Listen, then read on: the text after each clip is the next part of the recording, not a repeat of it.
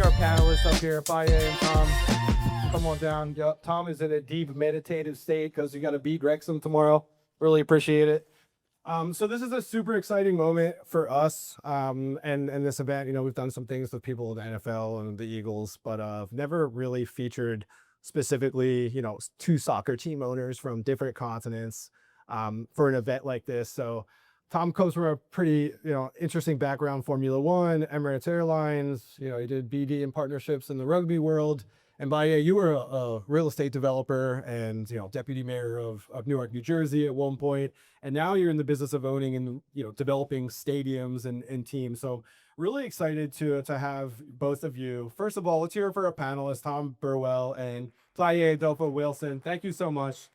We're going to start, gentlemen, with a State of the Union. So how many people have been following Sunderland in a really exciting, first time back in the top flight for almost a decade? Who knows what's really going on with Sunderland AFC right now? All right, cool. Fantastic. You guys did your homework. That's incredible. We're going to start with like a State of the Union for the teams. And, I know you don't just represent one team. Baye's got on his name tag, which I guess we threw away, but you have a couple logos on there. Tom, we're going to start with you. Why don't you go ahead and share anything else about your background that you might like, but really like a State of the Union and what's going on with the tour and whatever you'd like to share about the team right now. Sure. Hi, good evening. And first of all, thank you so much for having us. It's been quite the 10, 11, 12 days here in the US off the back of a Football World Cup. We thoroughly enjoyed our 7 days in Nashville. Our players were able to sample some of the nightlife of Nashville at the same time, and pre-season tours are just as important to kind of get to know one another before the cadence for Premier League season starts. We've then launched our home shirt in New York, and for context, and I don't want to jump around too much, that launch of that home shirt was a record launch for us, both financially and units sold, and being able to then do that, celebrating that in such a city like New York was incredible for us. And then tomorrow we play the documentary derby in Wrexham. But the State of the Union is important because whilst we are enjoying ourselves performing in the Premier League and have done over the last 12 months, there's a context to our club. Our club is one that is unique in the Premier League, and I'm sure all of the Premier League CEOs would sit in front of you and say that their club, their story is unique. But Sunderland is not just 11 red and whites running out in a Premier League game playing against 11 blues. It is a club that represents its city, its people, its community in a deeply, deeply rooted way. 1 in 10 people in our city have a season ticket. 37,000 season ticket holders that will purchase their season ticket within 48 hours of it going on sale. We sold 80,000 home shirts on the opening day, most of which we sold within the 30-kilometre radius of the Stadium of Light, which gives you an idea of the passion our regional fans have. And I was saying this to Chuck, there's some similarities to the city that we're in this weekend. Is we've obviously got this shipbuilding past and there's a blue collar nature. There's also this love hard, hate hard, which is Eagles fans hate the Eagles when the Eagles are not playing well. And they're quite rightly and allowed to do. Well, it's exactly the same with a Sunderland fan. We're in a love hard moment. We're excited to go on a European campaign. We had an incredible season last year. We've been doing really well off the field. But dark days will come. So we have to prepare ourselves for those dark days, and we recognise that our community, we're in a great place with them at the moment, after 8 years having been away from the Premier League. But the work that takes place day in, day out at Black Cat House is preparing not only for tomorrow, but for 5 years' time, because we want to ensure that we stay in the Premier League for a long time. Fantastic. Let's hear it one more time for Tom, everybody. I didn't even know about the documentary on Netflix, but I watched every minute of it. And one of the things that, I have a civil engineering background, so I've heard the Stadium of Light, and I'm like, what the heck is that about? And I didn't Google it for a long time, but it's actually, not only do you see that ship in the very beginning of the documentary on Netflix, check it out, Sunderland Till I Die, guys. So there's obviously, you mentioned the shipbuilding, but it's called the Stadium Light to honor the coal miners that were a part of the city during, who knows how long ago. And it really made me feel connected to Sunderland because Philadelphia recognizes itself as a very blue collar, You nailed it with the fanhood. So I do think there's a lot of overlap. I have a Sunderland scarf that Scott very nicely brought me, but I have no allegiance to a Premier League team before now. And I do feel suddenly this like really strong connection because it feels like here, it feels like home. So I'm really glad that you mentioned those things, Tom. And for you, Baye, totally different scenario, right up the road, $110 million redevelopment of the stadium, historic national landmark, two teams that you're managing. We're going to keep it on the Cosmos a little bit tonight, but we could do a whole panel just about the history of the Cosmos. Eric Stover, your CEO and board member, or business partner, I would imagine. But why don't you give us like a state of the union of where your head's at, what you're focused on for the rest of the year and beyond. Let's hear it for Baye, everybody. Well, thank you as well. I got into this a little bit differently. I grew up in Paterson, New Jersey, and Hinchcliffe Stadium is in Paterson, New Jersey. And I had left up for the military. I actually was here in Philly for a while. I went to Penn Law, and I went back to New Jersey, and I was working on redevelopment in Newark, and then about 8 years ago, some friends said, well, you haven't been to Paterson in a long time. You've done all these other things. Could you come back home and help us with this project? Hinchcliffe Stadium is one of the few remaining Negro League baseball stadiums in the country. The first series that was played there was the New York Black Yankees versus the Philadelphia Stars. The Philadelphia Stars win. It's 1933. It's the sort of the inaugural World Color Championship. And out of that dynamic, Negro League teams begin to start playing at Hinchcliffe Stadium. The New York Black Yankees, the New York Cubans, and the Newark Eagles. The Newark Eagles had, in total, 20 Hall of Famers played at Hinchcliffe Stadium. Satchel Paige, Josh Gibson, Larry Doby's from Paterson, and Monty Irvin. And in that, it had this sort of great history. Fast forward, it goes into disrepair in the mid-90s. It closes down. Then we assemble a team in 2019 to start the renovation, to start the finance renovation. We start in 21, and then we finish in 23. Eric Stover comes on board when we're in the design phase, and Paterson has changed dramatically. Now Paterson is about a town of about 70% Latino, and so we decided then that we should design the stadium for professional soccer, and so we did that. And in the process, a baseball team came and we built a museum dedicated to Negro League baseball. And then a team came, the New Jersey Jackals. And then last year, we started the process with USL to develop a USL team.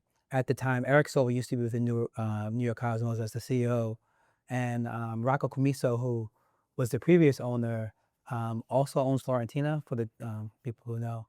And he was ill.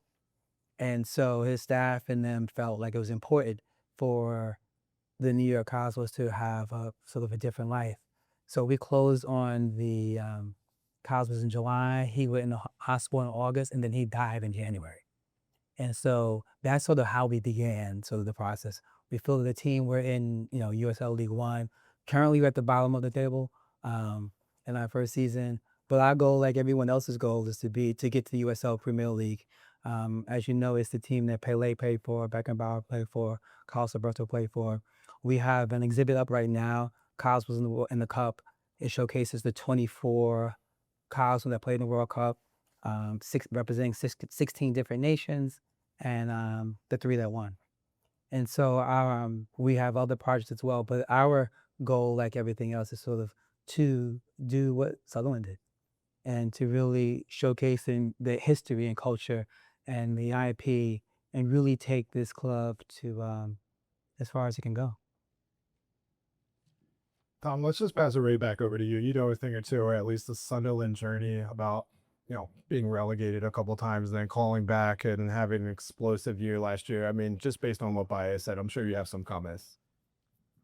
Well, I do, but I think it's also important to recognise the impact that there's a positive and a negative to the pyramid, we all know.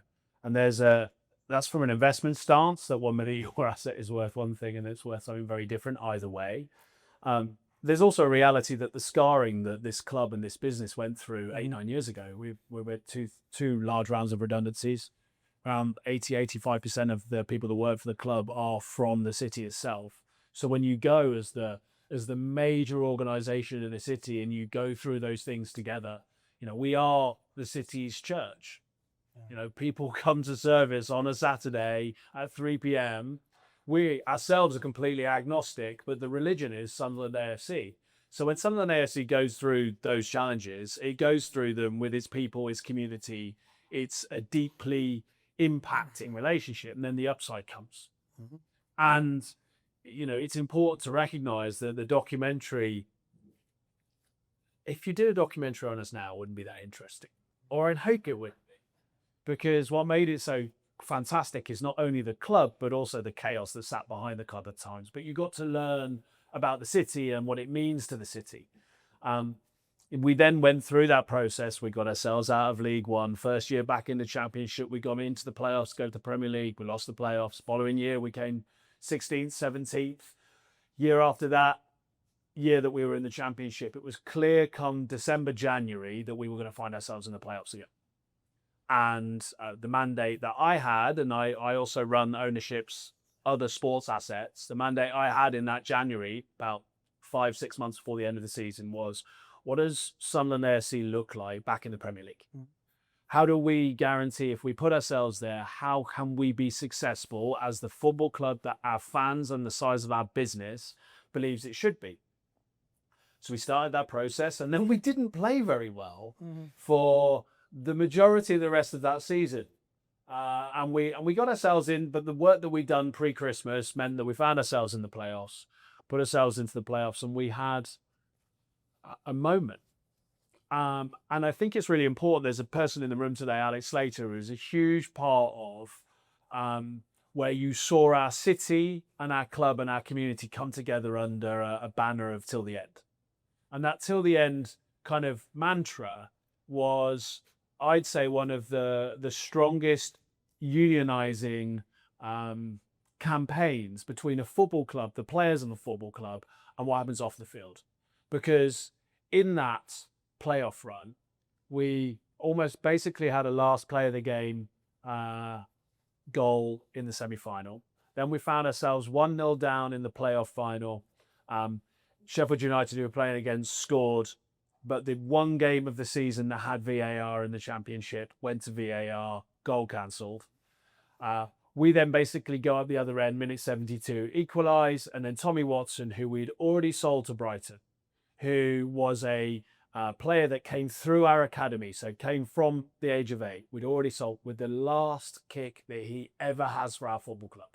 He puts us in the Premier League. Wow. So when we talk about, and the reason I offer that context about that love hard, hate hard, and the moments that you go through 8 years, if you go through all of that challenge and that strife, you imagine how our city felt on that given weekend. And that has continued. Football is an incredible game, played quite often because of, and what makes it so special is the tension that happens between fans.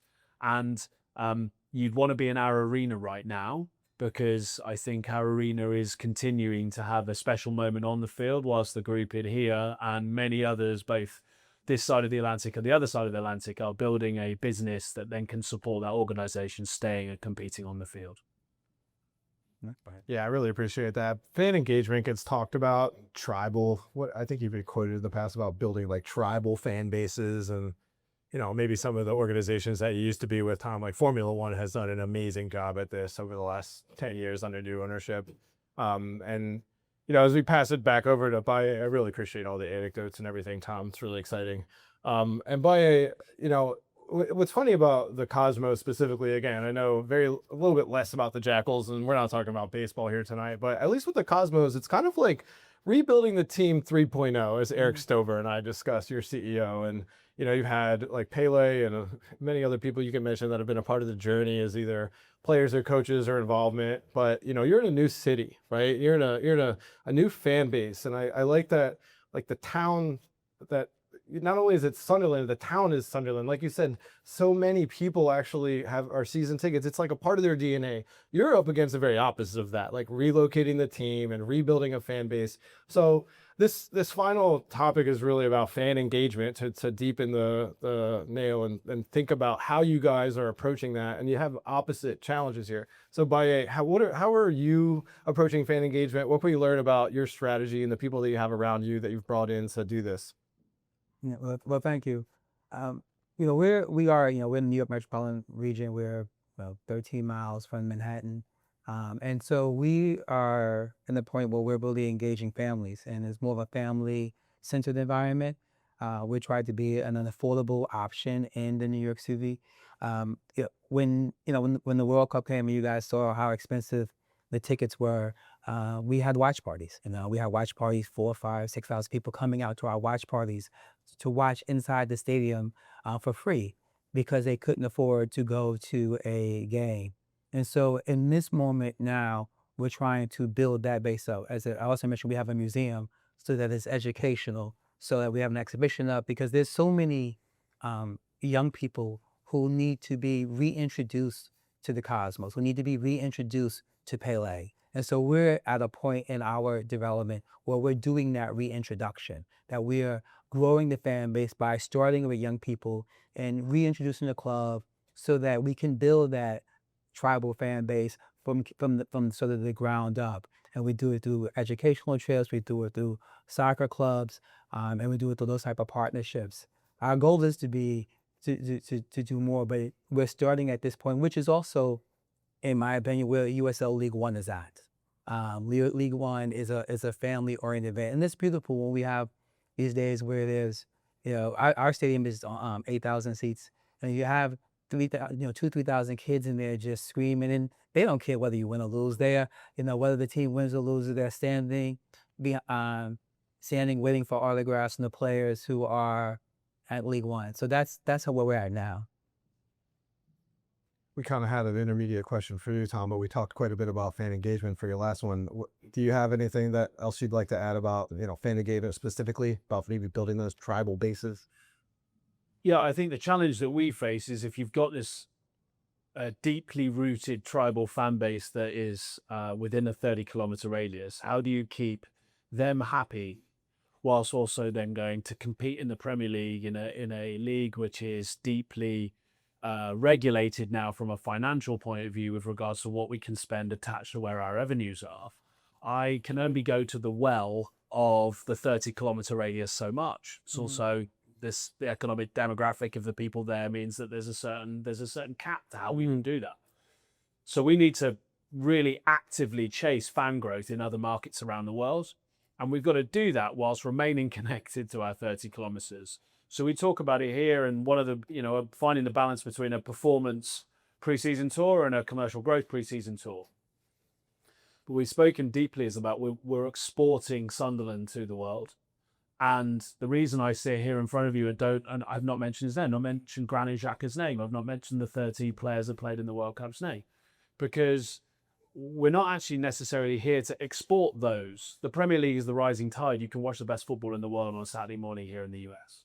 And if you're looking for a team after the World Cup, then you're not looking just for a team that might win or lose. You're looking for a team that's got a story behind it. Mm-hmm. And then that means if you're looking for a proper story, you're looking for Sunderland AFC. Right? So our fan engagement, especially here in the US, is to help people understand that this is a club that represents far more than just the football. And in a fortunate position that we've got these rabid fan base at home with ready that we will be sold out with 49,000 fans on opening day against Fulham, which is an incredible position for ourselves to be in, because then we get the opportunity to bring that here.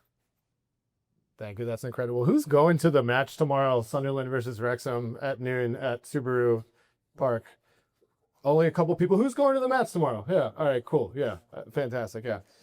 How many people, whether they truly be an entrepreneur, kind of identify as one within their company or their investor group, who feels entrepreneurial in their own personal journey or business or whatever? All right, cool. I love how people raise their hands and they're afraid. They think everybody else is looking at you, but yeah, it's like half the room. So we're about to go to Q&A. Let's have this be like a final lightning question. For those people, because each of you are obviously very entrepreneurial, do you have any words of wisdom for people who are building businesses, building funds for the first time, building an operation within a department of a company where they get to be very entrepreneurial? We call that entrepreneurship. Any final words of wisdom? Let's start with you, Baye, for the sports business leaders of the world out there. Well, one, I'm learning. Two, I came out of real estate. I think there's a level, I know it's probably overused, but a level of, authenticity and community that's really important. Like, just know your base, and knowing that we have a similar story in the sense that Henschel Stadium was the community center. It was a place where there was American football was played, and when the stadium left, there was a hole in the city and a hole in the sort of local culture. And so what we've really been trying to do is to re-engage the community in all levels. Now, that demographic has shifted. People have moved. So in a lot of ways, in ways that we're reintroducing the Cosmos to this fan base, we're also reintroducing Henschel Stadium to the demographic as well. So really trying to dig really into your base and knowing your base, and with the goal of bringing them along your journey, because I think is important.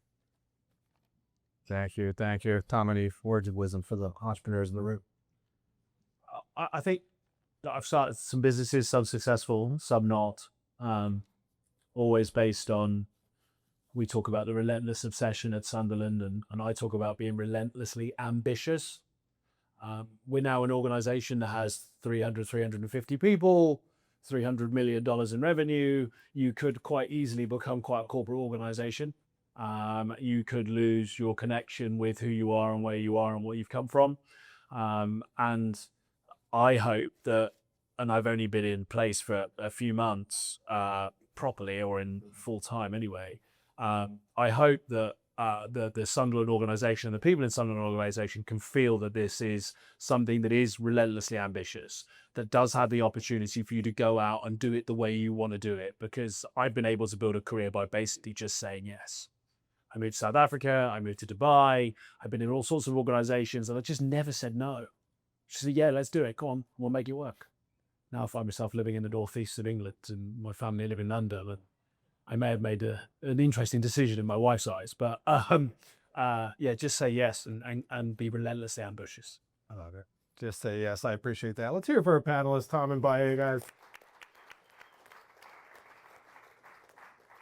I do know the Sunderland crew is running away for another fan event, but before that, a couple questions. Let's start with Grace or Charlotte or Ben. Do you have a question for a panelist? Put you guys on the spot. If you don't, I know we're going to get some hands up. Who's got a question for either Tom or Baye?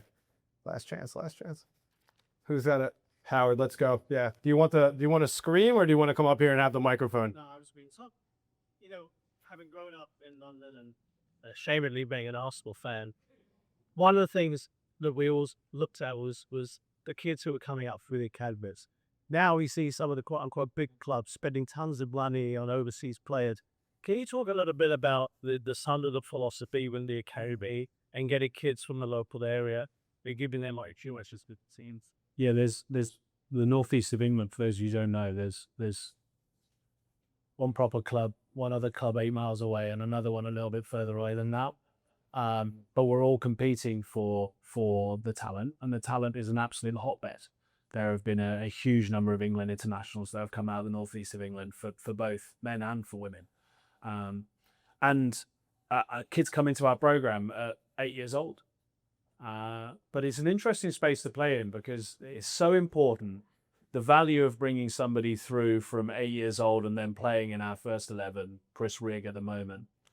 Previously, if you look at some of the names you see in the World Cup, Jordan Pickford, Jordan Henderson, there's not only the piece there where we're in the game where we're developing for players to play for us, we're also developing to create value, whether that is that they don't end up playing for us in the Premier League and we sell on to the Championship and we create value and bring that back in and we put it into our academy. But it's an enormous part of today because that also, and this is boring financial regulations, but we get 100% profit if we sell a player that we've created, whereas we don't, obviously, if we brought somebody in and created value in a different way. That really helps our regulations and the economic profile. So we've got a really big task in front of us to develop those players. Just a little bit of context, we have a training venue, the Academy of Light, and the Academy of Light, our men, women, under 21s, under 18s, all the way down to under 8s are all in the same place.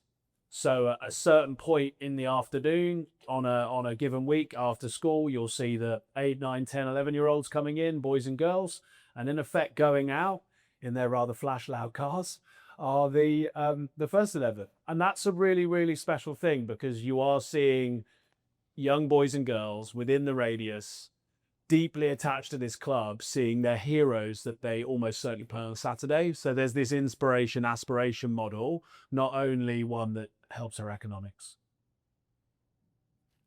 Thanks, Howard. Who else has a question? We'll do at least one more. Nile, you deserved it for being the best security/greeter. Let's hear it for Nile, everybody. He was a long snapper at Pitt. Now he just moved to Philly. Got his first big boy job. Do you want to scream, Nile, or you want the mic? So Tom, you talk about the just say yes and relentless ambition, and I guess my question beyond that, how did you take? What's the most transferable skill you took from the business world that you've implemented the most within this sports? I think it's the other way around for me. So just some context, I was a professional sportsman myself before I ended up in the business of sport, and deeply believe that there are foundations of high performance that are found on the sporting field that many of you will have known and learned, whether that's at high school, whether that's at middle school, or whether that's in a professional environment, of what it takes to, one, be part of a team, and two, be successful as part of that team, whether you're a captain, a leader, or somebody in the squad. And we and I hope lift as much of that as we can do into our business environment. We talk about what is high performance. How do you tangibly understand what high performance is? When on a Saturday, our first 11 quite easily do so, because if you win, you win. So one of the things that we've been working on as a group is everybody understanding the role that they play to best place us to be victorious at 3 p.m. on a Saturday. And if 300 to 350 people all know that role and the role that they play in that space is, then come Saturday at 3 p.m., we're going to be really difficult to beat. Thank you. Mm-hmm. Did you have an add-on to that? Yeah, I guess so. It's a little bit different. As I mentioned, I was in the Army, and then when I was in the military, I was a paratrooper. And so I spent, a portion of my career jumping out of planes. And in airborne school, the first thing we did, we spent the first week of airborne school learning how to fall, learning how to hit the ground and roll. And it's really been something that has helped me in my career in terms of not just knowing how to succeed, but also knowing how to fail and then get back up. So and you spend a week learning that, a week learning how to fall, a week learning how to guide the parachute, and then week 3 you jump out of the planes. And so, I went to school in the 80s, and so I went to jump school in the 80s, and so people were getting hurt all the time, And so, so in that regard, I think that it's also important to not being afraid to fall, and then having vision about what it looks like to get up when you fall. I hear from the crew that we got time for one more question. Last chance to our sponsors. Yep. You want the mic? No. Charles, you also deserve. I love that our door guys have earned their question. Thank you so much. Yeah, go ahead and scream. So it might be a little specific to, I guess it's Sunderland case, but I know you qualified for your Europa League. Is there any specific alterations or modifications you had to do for the stadium to get ready for it? Kind of can you walk people that process? Just First time in 50 years, right? Well, yeah, though our stadium has changed in that time, you should imagine. Yes, the answer. One is we have compliance across so many different organisations. I mean, here, if you play in the NFL, you only play in the NFL. We are governed by the Football Association, the independent football regulator, UEFA, the Premier League, ultimately FIFA. I give you an idea, there are more seats in the dugout for a UEFA game than there are an EPL game. And the EPL mean that we have to remove those seats for an EPL game and put them back in for a UEFA game.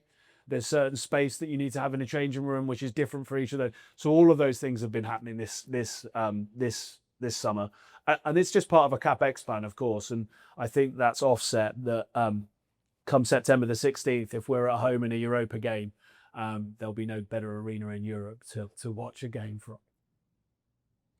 Thank you so much for coming tonight, guys. Because here for our speakers, Tom Burwell, Baye Adofo-Wilson, some summary and the Cosmos. Thank you so much.